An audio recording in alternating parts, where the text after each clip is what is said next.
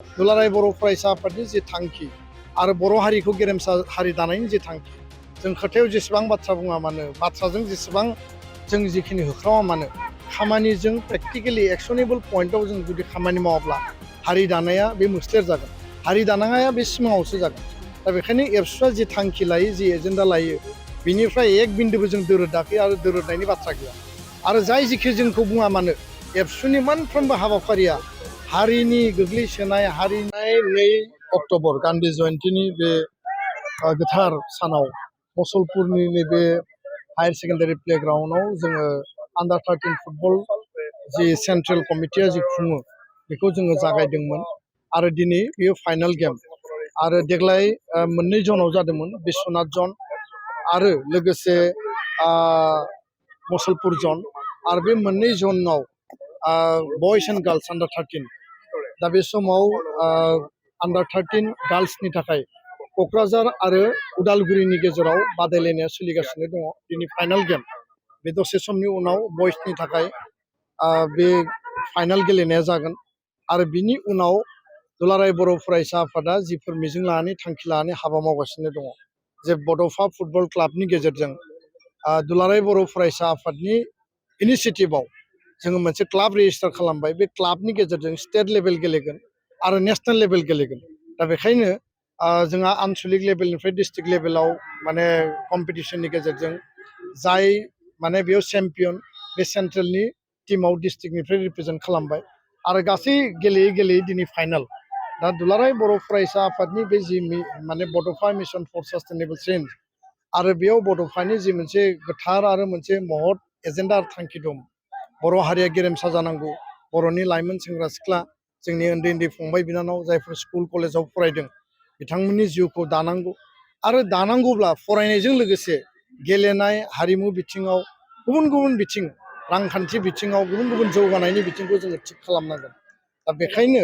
दुलाराय बर' फरायसा आफादनि जे थांखि आरो बर' हारिखौ गेरेमसा हारि दानायनि जे थांखि जों खोथायाव जेसेबां बाथ्रा बुङा मानो बाथ्राजों जेसेबां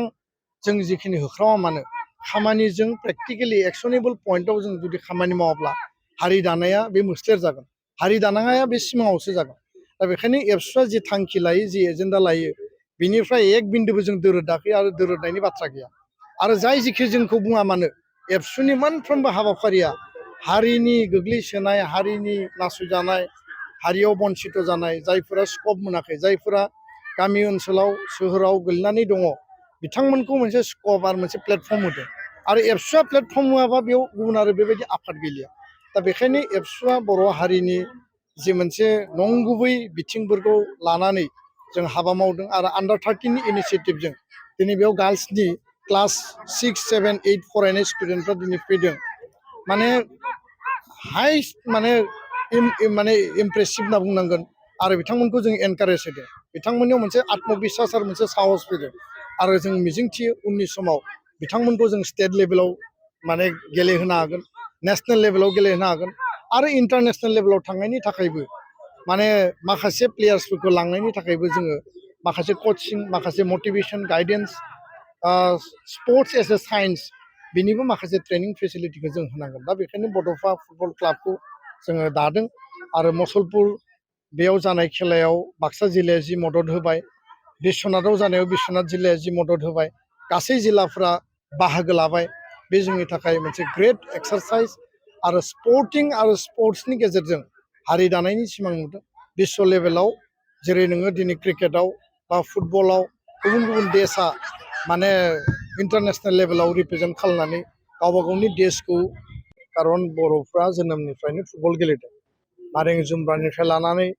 बा नोङो बायदिसिना माने बल बानायना खाथुमनानै जोनायनिफ्राय लानानै जे ट्रेडिसनेल माने आबै आबौ आरो आजै आजौनिफ्राय फैदों दिनै एसे फुल प्रुफ साइन्टिफिक आरो माने स्पर्ट्सनि जिखिनि नियम निति गाइडलाइन्स बे माने बेस्ट अफ दा बेस्ट माने सिस्टेमाव दिनै गेलेफैबाय प्लेग्राउन्डफ्रा दिनै मोजां जाबाय मिनि स्टेडियाम दिनै बानायनो थांगासिनो दङ सरकारनिफ्राय काउन्सिलाबो माने बानायनायनि थाखाय बिथांमोना एजेन्डा लाबाय स्टेट गभर्नमेन्टआबो डिस्ट्रिक्ट वाइसआव माने स्टेडियाम बानायदों आरो एकर्ड मथेबो माखासे जोंहा स्पर्ट्स एकाडेमि जानो गोनां दङ दा फुटबला जिहेथु जोनोमनिफ्रायनो बर'फ्रा गेलेबोदों जोंनियाव सिगाङाव आर्सारिनि स्कप गैयामोन न' दाउट जों बोरला गावो खिन्थु आर्सारिया जे मोनसे स्पर्ट्स बेजों जे नेसनेल इन्टारनेसनेल लेभेलाव नोङो मेडेल मोननो हायो गल्ड मेडेल मोननो हायो बेखौ जोङो मिथियामोन बेबायदिनो जोंहा माने बर'नि खमलायनाय दङ जे ट्रेडिसनेल